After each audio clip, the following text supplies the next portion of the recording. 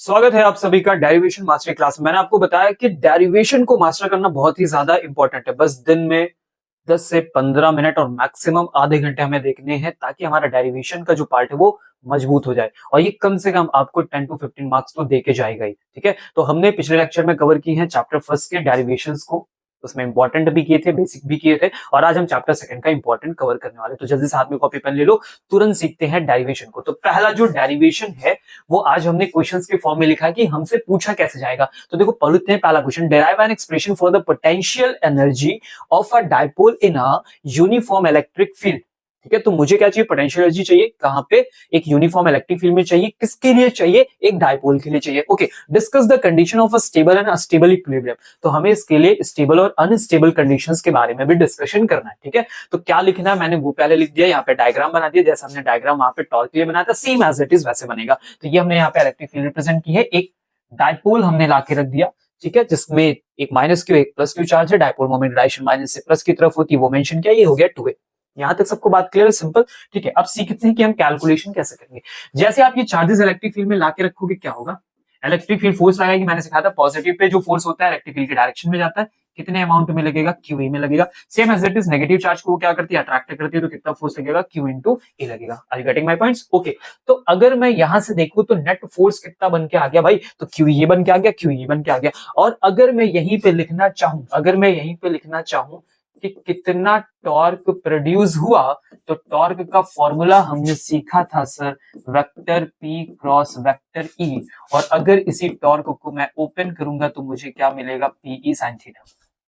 समझ गए? यानी इस डाइपोल पे इतना टॉर्क प्रोड्यूस हो चुका है।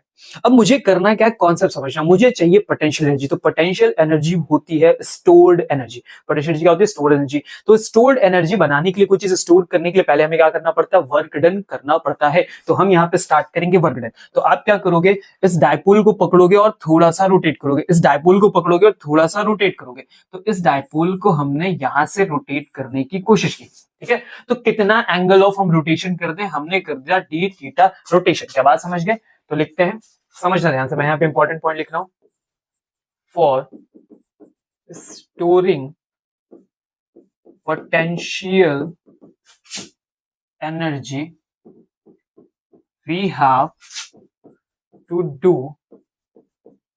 Work done. We have to do work done. और कैसा वर्क डन करेंगे भाई हम, अगेंस्ट द, ध्यान समझना, against the direction of torque. तो जिस डायरेक्शन में मेरा टॉर्क प्रोड्यूस हो रहा है उसके जस्ट अपोजिट डायरेक्शन में हमें वर्क डन करना है, तभी वो स्टोर होगा। अगर मैंने उसी डायरेक्शन में कर दिया तो वो तो मोमेंट शो कर ही देगा।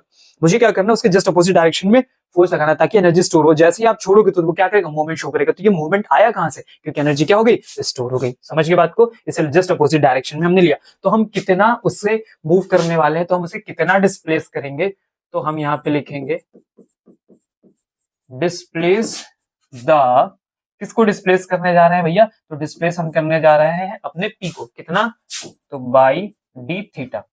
तो नाउ तो वर्क डन कितना हो गया, तो हम यहाँ पे वर्क डन लिखेंगे d W is equal to work done. तो वर्क डन का फॉर्मूला फोर्स इनटू डिस्प्लेसमेंट। यहाँ पे जो हम डिस्प्लेसमेंट कर रहे हैं वो कैसा है, एंगुलर डिस्प्लेसमेंट है। तो फोर्स भी तुम्हें एंगुलर वाला चाहिए, मतलब हमें टॉर्क भी चाहिए। इतनी बात समझ में आई, क्लियर हो गया? अब हम इसे पूरा इंटीग्रेट करेंगे तो फाइनल रिजल्ट तक हम पहुंच जाएंगे। क्या यहां तक बात समझ में आ गई? इसके बाद हमें क्या करना है, हम डिपेंड करता है कि हम इसे कितना रोटेट करें, 90 रोटेट करें, 180 रोटेट करें, जितना भी। तो हम उसके लिए क्या करते हैं, एक लिमिट ले लेते हैं, बोलेंगे θ1 से लेके θ2 तक हम इसे रोटेट करेंगे। ठीक है, चलो अब क्या करो, टॉर्क का फॉर्मूला ओपन करो तो क्या होता है भाई, PE sin theta D theta. अब P और E तो फिक्स है, उसे उठा के बाहर फेंक दीजिए। तो ये P लिखा, अंदर क्या बचेगा आपके पास, यहाँ बचेगा साइन थीटा, यहाँ बचेगा डी थीटा। ये हो गया θ1 से θ2। क्या इतनी बात समझ में आ गई? सिंपल। अब उसी स्टेप को यहां से देखो, नेक्स्ट स्टेप कैसा होगा। तो अब क्या होगा सर, जैसे ही मैं साइन थीटा को इंटीग्रेट करूंगा तो साइन थीटा का रिजल्ट आता है माइनस कॉस थीटा। θ1 से कहां तक, θ2 तक। क्या बात समझ में? क्या होता है, θ1 से θ2। ओके, अब इसके बाद क्या होगा सर, यहाँ पे ध्यान से देखो, जो वैल्यू ऊपर होती है बोलते हैं अपर लिमिट, इसे बोलते हैं लोअर लिमिट। तो एक बार अपर लिमिट को थीटा की जगह रखना है, एक बार लोअर लिमिट को थीटा की जगह रखना है। तो देखो माइनस कॉस θ2 माइनस फिर माइनस कॉस θ1 रख दी हमने लिमिट। समझ में आ रही बात यहाँ पे? क्लियर है सबको? एकदम स्टेप क्लियर हो रहे हैं? ओके, अब क्या होगा, तो मैं लिखूंगा पीई, और यहाँ पे देखो मेरे पास बचा minus cos theta two, minus minus plus हो गया, तो क्या बचेगा भाई, कॉस थीटा वन बच गया मेरे पास। अगर मैं इसे अच्छे तरीके से लिखूं तो मुझे मिलेगा पीई, और यहाँ पे मिल गया cos theta one minus cos theta two. ठीक है, दैट्स योर रिजल्ट। तो हमने क्या निकाल लिया, हमने निकाल लिया अपना पूरा वर्क डन। हो गया फाइनल, ये आपके लिए एक्सप्रेशन बन के तैयार हो गए। समझ गए बात को? अभी इसी एक्सप्रेशन को हम थोड़ा सा और आगे तक जनरलाइज करेंगे, तो हम क्या कहते हैं, ये बुक्स में हमें गिवन होता है तो हम एक बेसिक सा फॉर्मूला यूज करते हैं। हम ऐसा मान लेते हैं कि जो हमारा डायपोल मोमेंट का डायरेक्शन है वो इलेक्ट्रिक फील्ड में कुछ ऐसा रखा हो जिसकी वजह से वो इलेक्ट्रिक फील्ड में कैसा हो, परपेंडिकुलर हो। और जब वो ऐसा होगा तो हमारा जो इनिशियल थीटा वन एंगल है वो किस पे रहेगा, 90 डिग्री पे रहेगा। ठीक है, समझ में आ गया? हमारा डायपोल मोमेंट ऐसा, इलेक्ट्रिक फील्ड ऐसे, तो एंगल कितना बन गया, 90 बन गया। ऐसी कंडीशन में थीटा 90 होगा। अगर मैं थीटा वन की जगह 90 रख दूंगा तो cos 90 कितना होता है, 0। तो क्या बचेगा वहां पे, तो वहां बचेगा वर्क डन, ये बचा हमारे पास पीई, और यहाँ बचा minus cos theta two, minus बाहर ले आओ तो क्या बचेगा, cos थीटा टू। तो थीटा टू को हम एक जनरल सा थीटा लिख लेते हैं, यानी यहाँ पे जैसे मैंने थीटा वन को 90 रखा, समझना मेरी बात को, तो मैं क्या बोलूंगा, जो मेरा थीटा टू का रिजल्ट है वो हो जाएगा थीटा। तो मेरे पास एक बेसिक सा फॉर्मूला बन के आ गया। यहाँ तक बात समझ गए? तो ये फॉर्मूला हम लोग जनरली क्या करते हैं, अपनी कैलकुलेशन में यूज करते हैं। अब हमसे बोला गया था कि आप जो है थोड़ा सा डिस्कशन कर दो। किस बात पे डिस्कशन कर दो, तो कह रहे थे आप डिस्कशन कर दो स्टेबल और अनस्टेबल पे। तो आ जाओ स्टेबल इक्विलिब्रियम पे। तो स्टेबल, तो पहले आ जाओ भाई वर्क डन। ठीक है, हमने वर्क डन कैलकुलेट कर लिया, हम आंसर तक आ गए। अब जो वर्क डन होता है सर वही पोटेंशियल एनर्जी होती है। अच्छा, ये बात तो मैं बताना भूल गया, जितना आपने वर्क डन किया दैट्स योर पोटेंशियल एनर्जी। ठीक है, तो ये this is the formula of potential energy. ये लिखना मैं भूल गया था। चलो हो गया, आगे बढ़ते हैं। अब आ जाओ पोटेंशियल एनर्जी के लिए। तो U is equal to minus PE cos theta. ये आपके पास बेसिक सा फॉर्मूला है। हमें स्टेबिलिटी चाहिए, हम चाहते हैं कि स्टेबल हो। देखो कोई चीज स्टेबल तब रहेगी, रुकी रहे, ठीक है, अपनी तरफ से कोई मूवमेंट करने की ना कोशिश करे तो उसके पास नेगेटिव एनर्जी बचनी चाहिए। कितनी एनर्जी बचनी चाहिए, नेगेटिव। ठीक है, या फिर आप ऐसा समझ लो कि कॉस थीटा की वैल्यू कितनी हो जाए, मैक्स हो जाए। तो कॉस थीटा कब मैक्स देता है, 0 डिग्री पे। तो कॉस 0 की वैल्यू कितनी होती है, 1 होती है। ऐसी कंडीशन में U इज इक्वल टू मुझे क्या मिला, माइनस पीई। ठीक है, किसी भी टर्म के पास अगर वो एनर्जी नेगेटिव है तो वो स्टेबिलिटी को शो करेगा, वो इधर उधर जाने की कोशिश नहीं करेगा। अगर एनर्जी का अमाउंट आपके पास नेगेटिव है तो आप कोई मूवमेंट इधर उधर खुद से नहीं कर सकते। That is the stable equilibrium. ठीक है, अब आ जाओ अनस्टेबल पे। तो अनस्टेबल इक्विलिब्रियम में क्या कहानी होनी चाहिए, फिर से फॉर्मूला लिखे, U is equal to minus PE cos theta. अब अगर आपको स्टेबिलिटी से अनस्टेबिलिटी चाहिए, मतलब हमको थोड़ा बहुत भी अगर आप टच करो तो हम मूवमेंट कर दें, हम टॉर्क शो करें, हम घूमना स्टार्ट कर दें, तो ऐसा तब होगा जब आपके पास एक्सेस में एनर्जी हो, आपके पास एनर्जी ज्यादा हो। और जब आपके पास एक्सेस में एनर्जी होगी तो वो पॉजिटिव में शो होगी। तो ऐसी कौन सी वैल्यू रख दे कि माइनस वाला पार्ट मेरा क्या हो जाए, पॉजिटिव हो जाए। तो ध्यान से समझना, अगर मैं cos थीटा की वैल्यू को कितना कर दूं, -1 कर दूं, कितना कर दूं, -1 कर दूं, ऐसे कंडीशन में देखो U इज इक्वल टू क्या आ गया, पॉजिटिव का PE आ गया। तो सर ये दोनों चीजें कब पॉसिबल हुई, तो ये कब पॉसिबल होंगी, यहाँ पे थीटा की वैल्यू 0 डिग्री हो जाए। इसका मतलब तुम्हारा जो डायपोल मोमेंट है P और जो तुम्हारी इलेक्ट्रिक फील्ड E है, ये दोनों कैसी होनी चाहिए, पैरेलल होनी चाहिए। यहाँ पे देखो cos थीटा -1 कब होगा, जब थीटा इज इक्वल टू क्या हो जाए, 180 डिग्री हो जाए। ऐसी कंडीशन में क्या होने वाला है भाई, तुम्हारा P और जो तुम्हारा E है ये दोनों कैसे होने चाहिए, एंटी पैरेलल होने चाहिए। क्या बात समझ गए? तो ये स्टेबिलिटी को शो करेगा और ये अनस्टेबिलिटी को शो करेगा। These are the equilibrium. Are you getting my points? Okay, चलते हैं अगले पे। ये हमारा इंपॉर्टेंट पार्ट था, हमने इसे सीख लिया। अब नेक्स्ट पार्ट में देखेंगे कि कौन सा क्वेश्चन हमसे पूछा जाएगा, ठीक है, और किस तरह से पूछा जाएगा उस पे आते हैं। देखो लिखा, where is the energy stored in a capacitor. Capacitor में एनर्जी कहां स्टोर होती है, पहला ये क्वेश्चन है। फिर derive an expression for the energy density of an electric field. Electric field के लिए मुझे एनर्जी डेंसिटी निकाल के देना है। तो ठीक है, समझो कहानी को। Where is the energy stored in a capacitor, वो मैंने लिख दिया। आप ऐसे समझो कि जैसे ही हम कैपेसिटर की प्लेट को चार्ज करना स्टार्ट करते हैं, यहां सीखते हैं जल्दी से एक लाइन में। यहां से कनेक्शन आप देते हो, यहां से पॉजिटिव चार्ज आता है और ये ऐसे कनेक्शन लेगा सर्किट में। तो धीरे धीरे क्या होता है, यहाँ पे पॉजिटिव चार्जेस इंक्रीज होना शुरू हो जाते हैं। जैसे जैसे पॉजिटिव चार्जेस आते हैं, इधर क्या होता है, नेगेटिव चार्ज आना शुरू हो जाता है। ठीक है, तो अंदर क्या सेटअप हो रहा है सर, अंदर सेटअप हो रही है इलेक्ट्रिक फील्ड। तो आप जितना ज्यादा चार्जिंग करते चले जा रहे हो, चार्जिंग करते जा रहे हो, उतनी स्ट्रॉन्ग अंदर इलेक्ट्रिक फील्ड बनती चली जा रही है। इसका मतलब जो पूरी एनर्जी स्टोर हो रही है वो किसके फॉर्म में स्टोर हो रही है, in the form of electric field. क्या बात समझ गए? That is the basic point. Clear होगी सबको बात? ओके, अब मुझे क्या निकालना है, एक्सप्रेशन चाहिए किसके लिए, energy density of an electric field. Energy density का मतलब क्या होता है, एनर्जी मतलब पोटेंशियल एनर्जी। स्टोर करोगे किसे, पोटेंशियल एनर्जी को। जब डेंसिटी का टर्म आता है तो उसे किससे डिवाइड कर दो, वॉल्यूम से डिवाइड कर दो। यानी मुझे U बाई V चाहिए। क्या बात समझ गए? ठीक है, तो शुरू करते हैं अपने बेसिक टर्म को। कहां से कैलकुलेशन करना है, ध्यान से देखो। ठीक है, चलो समझते हैं। तो हम मुझे जब भी एनर्जी स्टोर करनी होगी तो मैं उस एनर्जी को कैसे स्टोर करूंगा। तो लिखता हूं मैं यहां पे, लिखेंगे पोटेंशियल एनर्जी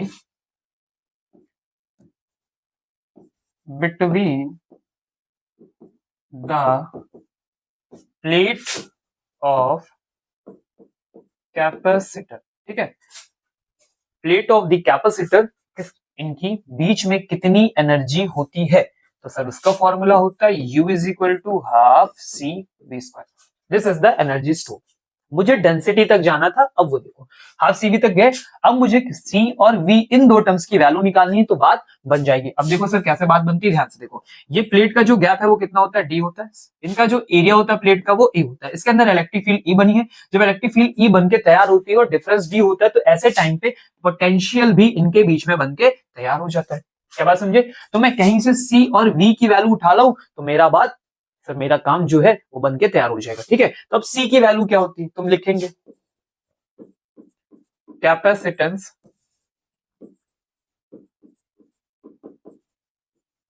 ऑफ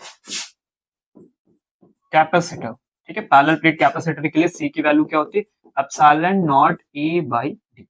ठीक है, ये लिखा हमने। अगले स्टेप में देखो हम क्या लिखेंगे, इसके बाद लिखेंगे potential difference between the parallel plate capacitor. तो वो क्या होता है सर, तो वो होता है E इंटू डी। समझ गए। अब यही दोनों वैल्यूज उठानी है सर और दौड़ के यहां रख देना, बस इतना आसान है। क्या आपको समझ में आ रही बात, सिर्फ सर इतना सिंपल है। देखो बन के तैयार होने वाला है, हाफ सी की वैल्यू रखो epsilon naught A by D multiply में वी का स्क्वायर मतलब ईडी का होल स्क्वायर। स्टेप देखते जाओ, बस इतना ही करना था सर। दो लाइन की कहानी है।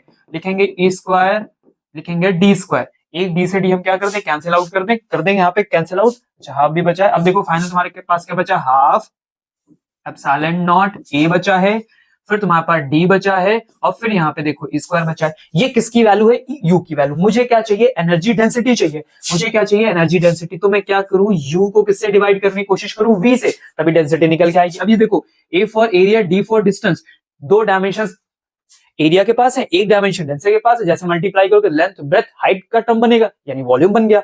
जैसे ही ए और डी को सर नीचे लेके आओगे तो क्या बनेगा, हाफ एप्सिलॉन नॉट और E square. Sir this part is known as u by v is equal to half epsilon naught e square. So this is the known as energy density. हम इसे small u से represent कर देंगे। ठीक है, कोई भी सिंबल आप यूज कर लो।